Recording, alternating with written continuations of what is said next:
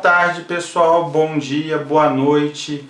Eu não sei que horário você vai ver essa videoaula, mas eu tô aqui na minha casa, mais uma vez gravando, sob a direção da grande Maria Gabriela Neves Scatena, que você já ouviu falando agora.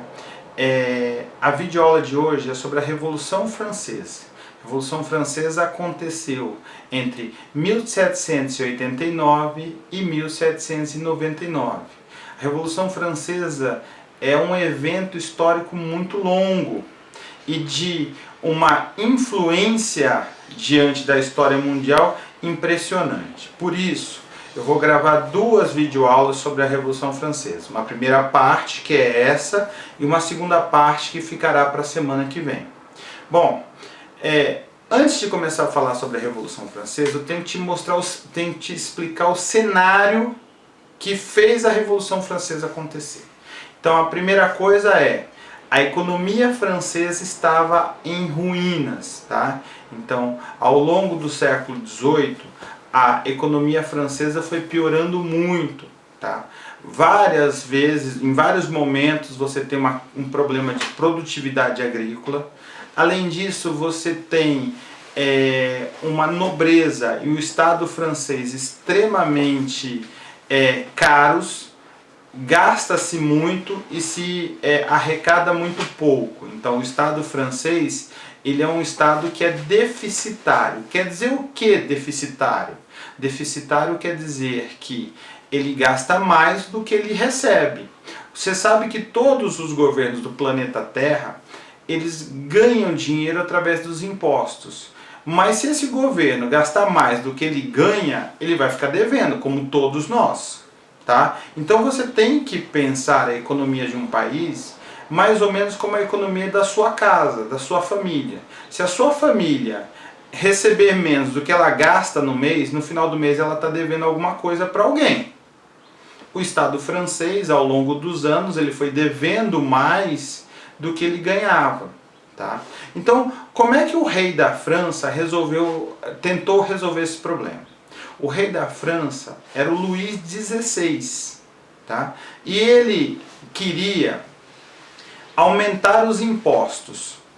Até aí, a nobreza francesa não via isso como um problema, afinal de contas ela não pagava impostos. Tá? O clero francês, tá? Que são os membros da Igreja Católica da França naquela época, presta atenção que eu vou falar a palavra de novo, clero, tá? Vai aparecer escrito aí, tá bom?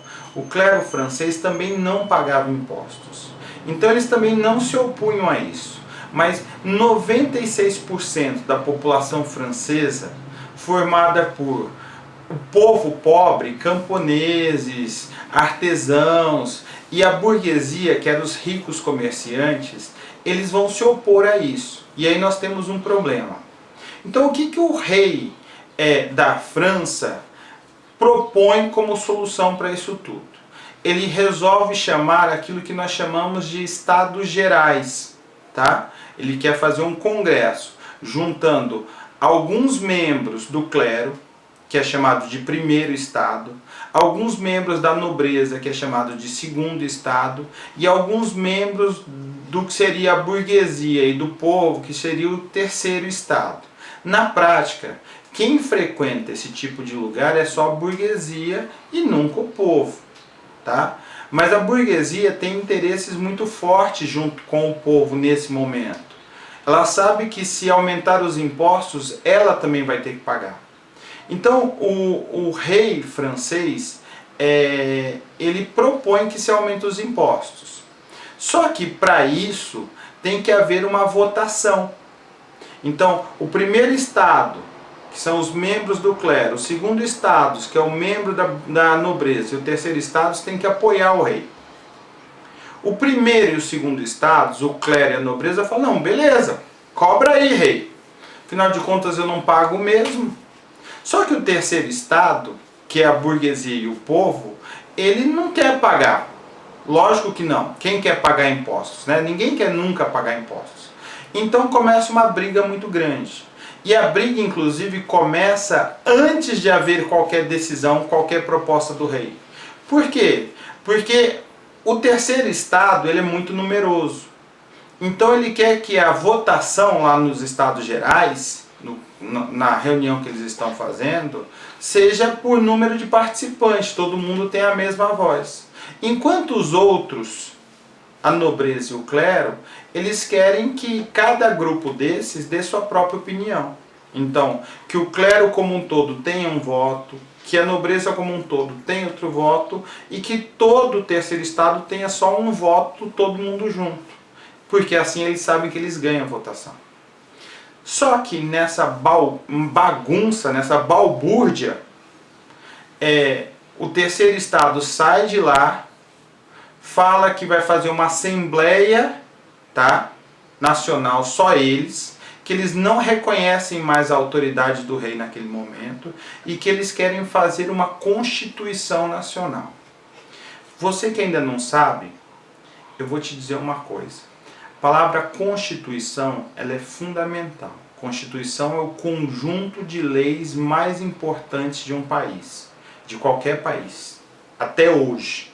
Tá? Aqui no Brasil nós temos uma Constituição hoje em dia que está valendo, isso foi promulgada, começou a valer em 1988.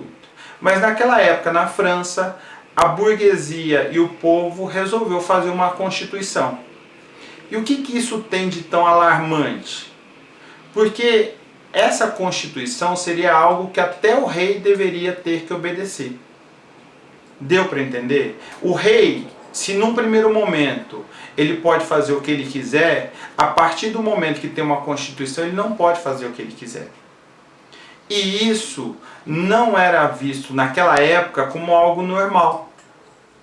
Tá? Então o que o rei vai fazer? Diante dessa pressão enorme, dessa população enorme, isso já é o começo da Revolução Francesa, tá? O rei acaba aceitando a pressão da burguesia, do povo, e manda os representantes do clero e da burguesia e da nobreza irem lá fazer reunião para fazer uma Assembleia Nacional Constituinte, fazer de fato uma Constituição.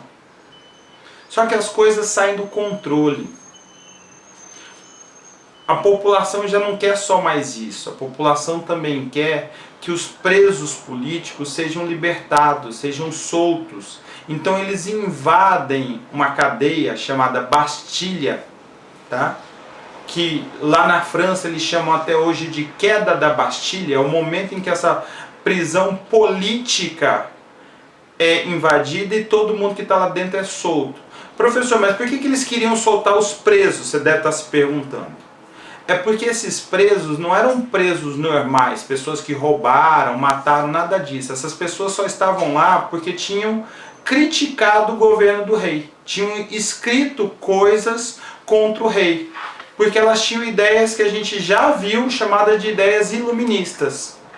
As ideias iluministas eu apresentei para vocês na primeira videoaula, você pode ir lá olhar a primeira videoaula, está escrito lá Iluminismo, tá? E essas ideias influenciavam a burguesia e o povo nesse momento, que já queriam ter o direito de escolher os seus próprios governantes, já queriam ter o direito de que o rei não pudesse decidir tudo sozinho. Tá bom? Deu para entender? Essa tremidinha que você viu agora na câmera é porque a diretora bateu o pé. Antes de eu dar tchau, vem cá, diretora, dá tchau para todo mundo. Manda tchau para todo mundo. Tchau, a diretora estava aqui me ajudando. Boa aula, faça os exercícios. Estou morrendo de saudade de vocês. Beijão.